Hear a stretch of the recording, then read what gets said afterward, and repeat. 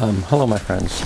Welcome to Bible Revelations, episode 69b. We're continuing with Genesis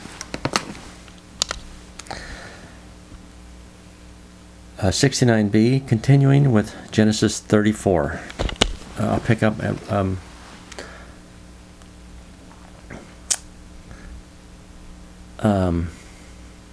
verse 20.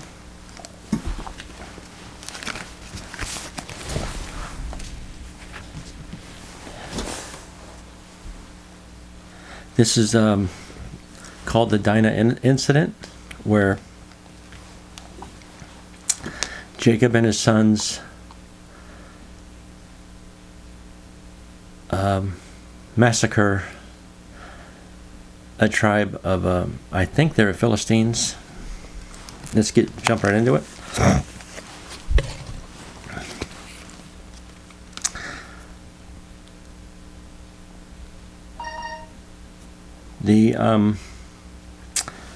The father of Shechem was Hamor. Shechem had aggressively pursued Dinah.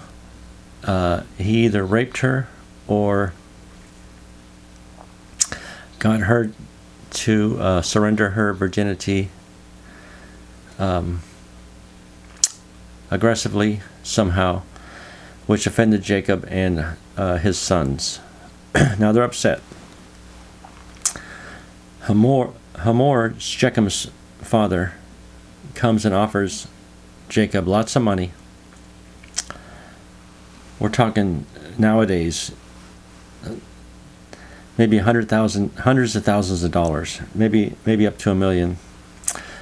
Land, water, animals, in recompense, and they want to make it right by having Shechem marry Dinah. On top of that, Hamor wants there to be other marriages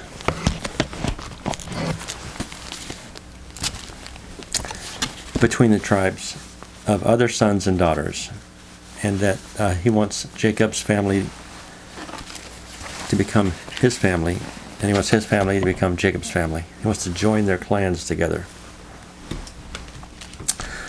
But this, as they would say in the law, would be the fruit of a poison tree, because the relationship did not start honorably. There was something wrong with the initiation of the contact between Shechem and Dinah.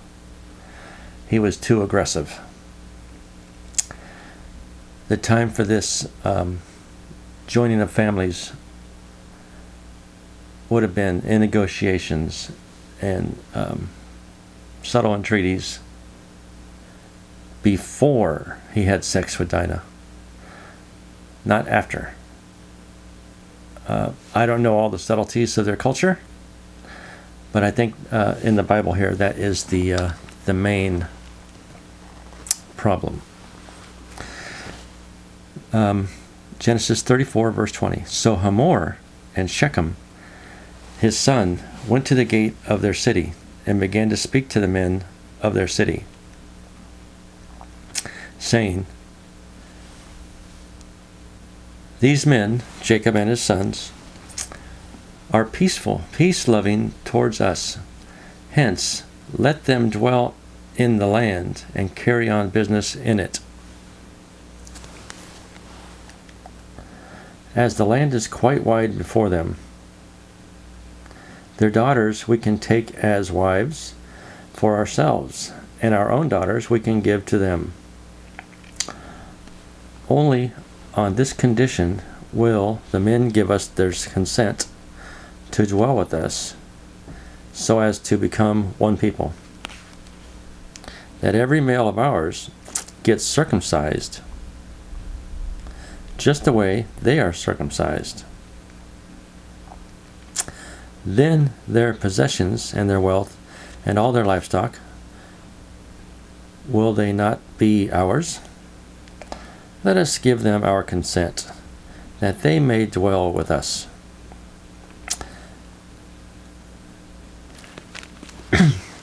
parenthetically. So Jacob was upset about what had happened to Dinah, but he was stalling for time, and he told them that they could not allow the marriage unless Shechem got circumcised, and if they want the other men to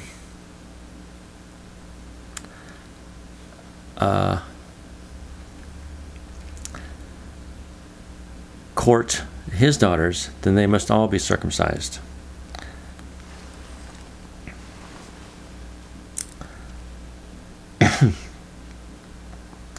Then all those going out by the gate of his city listened to Hamor and Shechem and his son, and all the males got circumcised. All those going out by the gate of his city. Now I'm thinking Jacob's daughters were very beautiful, and that this family was looking for another family to intermarry with because they didn't want to be inbreeding. Inbreeding leads to disease and funny looking people. Look at any small town in a foreign country where they don't get to crossbreed much. They'll get like big noses, big ears, big chins, protruding supraorbital ridges. Things start getting more pronounced.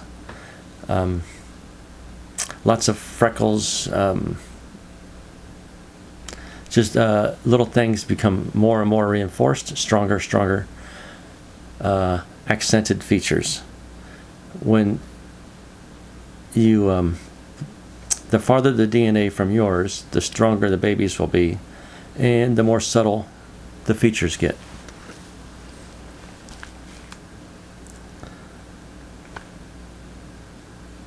They may dwell with us. Then all those going out by the gate of his city listened to Hamor Shechem, his son, and all the males got circumcised, all those going out by the gate of his city.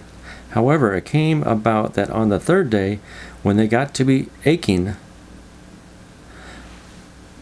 the two sons of Jacob, Simeon and Levi, brothers of Dinah, proceeded to take each one his sword and go unsuspectedly to the city to kill every male. So, 3 days after the circumcision, all the men that were circumcised got a, if it's a fever, then it's a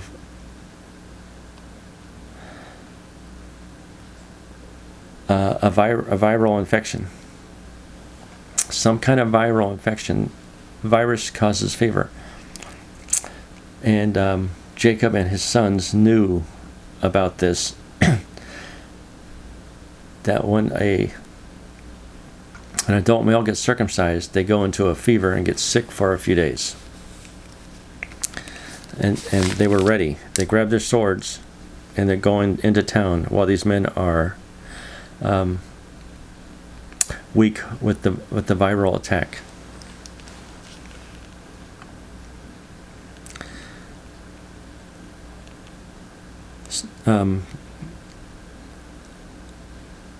Simeon and Levi, brothers of Dinah, proceeded to take each one his sword and go unsuspectedly to the city and to kill every male. And Hamor and Shechem, his son, they killed with the edge of the sword. Then they took Dinah from Shechem's house and went on out. The other sons of Jacob attacked and fatally wounded men and went plundering the city because they had defiled their sister, their flocks and their herds and their asses, and what was in the city and what was in the field they took. And all their means of maintenance and all their little children and their wives they carried off captive, so that they plundered all that was in the houses. At this Jacob said to Simeon and to Levi, "You have brought ostracism upon me, in making me a stench to the inhabitants of the land. with the Canaanites and the Perizzites. Whereas I am few in number, they will certainly gather together against me and assault me, and I must be annihilated, I and my house. In turn they said, ought anyone to treat our sister like a prostitute?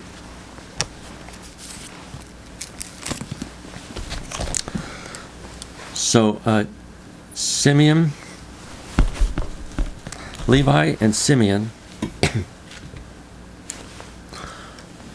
went in, and the other brothers, Levi and Simeon went into the house and killed Shechem and Haram, the father and the man that had either raped or over aggressively had sex with Dinah. The other brothers went and killed all the other men, and they robbed and plundered the whole city, and they took slaves as of their women and children. Jacob was afraid that the other Canaanites and Pizzites would make an army and form, like what we call in America, a posse, and come to annihilate them as like they were marauders, or in America we had, I won't bring it up, but like they were common criminals, because they don't know what happened about the sexual assault.